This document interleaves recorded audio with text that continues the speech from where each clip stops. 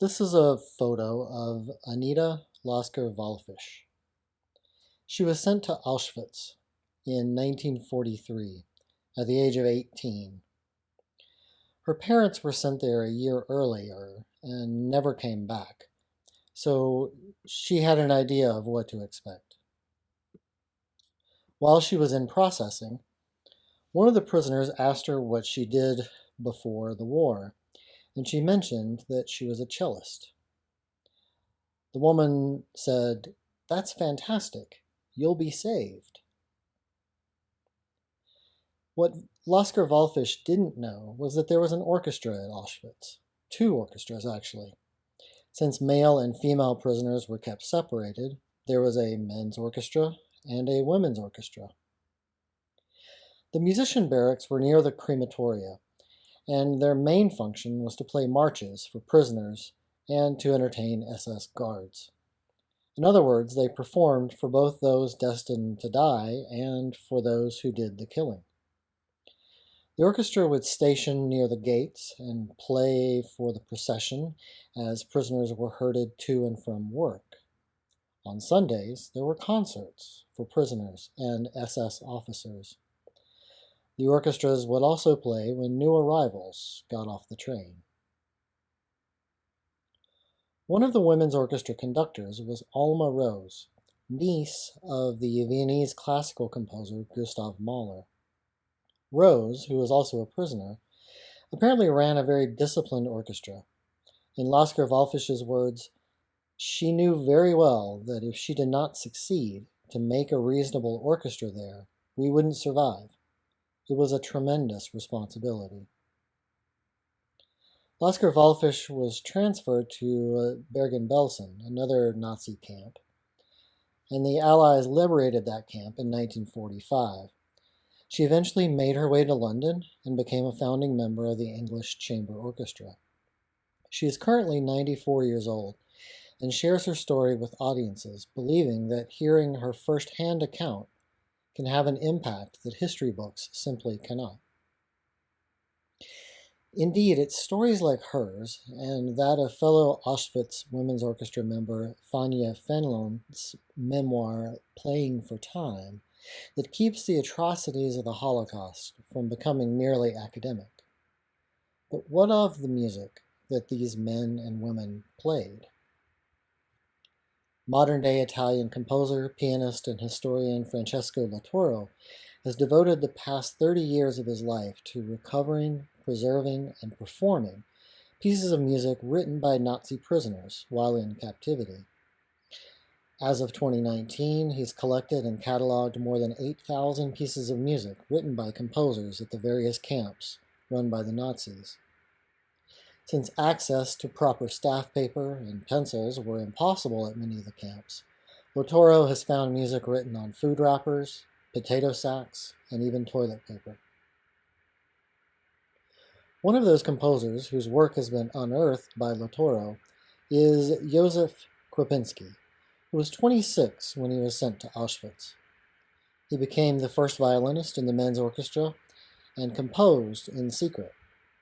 He wrote hundreds of pieces during his 4 years at Auschwitz and later Buchenwald, mostly at night and by candlelight. For a time, he composed secretly in a Nazi pathology room, where cadavers were kept and dismembered. Here's a work called Resignation by Kwiecinski.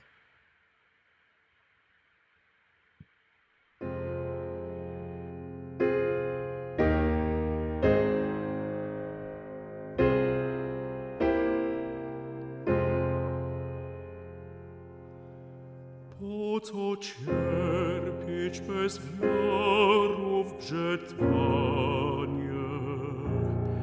Po co konać powoli i długo? Lub na losu fatalne skazanie? Niewolnikiem wyższymszy sugon, dosyć męczarnie kończy Theresienstadt życie, gdy zel jego w kajdanach zakute. In stark contrast to the conditions in which Krupinski composed, cultural production by prisoners for prisoners at Theresienstadt flourished and was encouraged. At Theresen, there were multiple choirs, cabaret groups, classical orchestras, and chamber groups. Music instruction was provided, and there was a studio for new music. And in 1942, a coffee house featured popular music and swing. Star performers were exempt from physically strenuous work assignments and were provided slightly better lodgings and extra provisions. The inmates at Theresen were allowed to form a limited type of self-government, which contained a division for recreation that organized concerts. Each Monday, the week's program was posted to a bulletin board, and there were branches for opera and vocal music, instrumental music, and coffeehouse music. In almost every way, Theresen was a special case in the Nazi camp system. You see, Theresen was a Nazi show camp. It was presented to the world as a model example of a Jewish settlement. It was, in other words, a propaganda vehicle. In the summer of 1944, a commission from the Red Cross visited to see what life at the camps was like. The commission was treated to an inmate performance of Verdi's Requiem and a children's opera by Hans Krasse.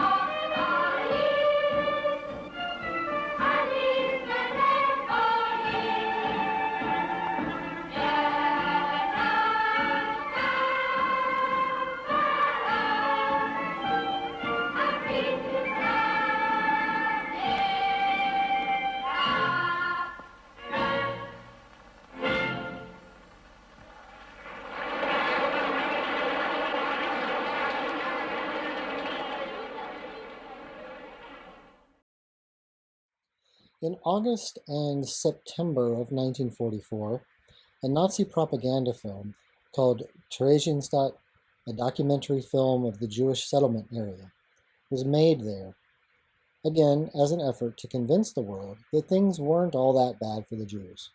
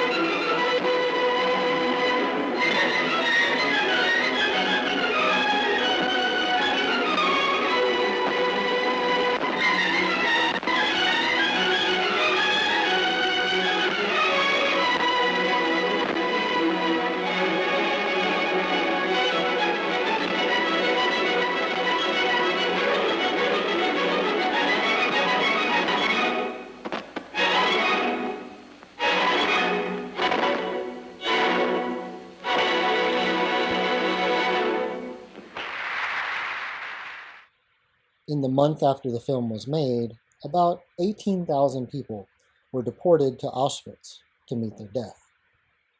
Among them was Krasse, the composer of the children's opera, performed just months earlier for the Red Cross visitors, as well as the founder of the new music studio, composer Victor Ullmann. Here is a piano work by Victor Ullmann.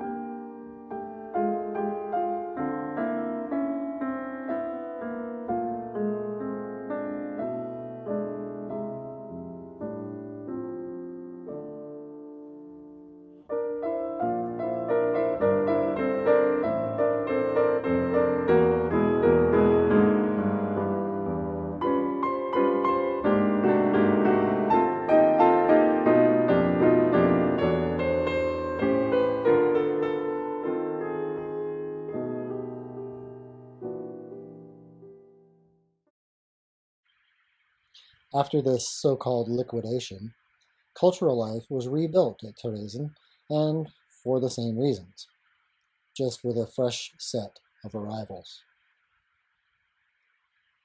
To me, this invites reflection upon the nature and purpose of art and its participants. The prisoners at Theresen were allowed to create, but the fact of those creations was used to mislead and perpetuate evil. Furthermore, Theresen was no oasis. Yes, musicians had a much easier time rounding up instruments and setting up performances, but, like the others, they suffered from hunger, disease, and the threat of extermination. Speaking for his fellow musicians, Victor Ullmann wrote, "By no means did we sit weeping on the banks of the waters of Babylon. Our endeavor with respect to arts was commensurate with our will to live."